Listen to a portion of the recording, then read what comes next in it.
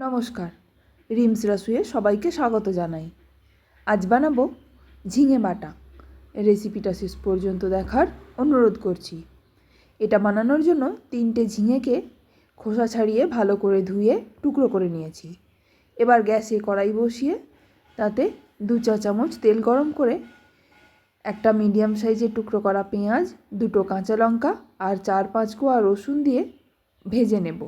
পেঁয়াজ রসুন ভাজা হয়ে গেলে নামিয়ে নিয়ে ওই একই কড়াইতে 4 চা চামচ তেল গরম করে তাতে হাফ চা চামচ কালো জিরে ফোড়ন দেব। তারপর টুকরো করে রাখা ঝিঙেগুলো দিয়ে হাই ফ্লেমে 5 মিনিট ধরে ভেজে নেব। 5 মিনিট পর পরিমাণ মতো নুন আর অল্প একটু হলুদ গুঁড়ো দিয়ে আরও কিছুক্ষণ ভেজে নেব।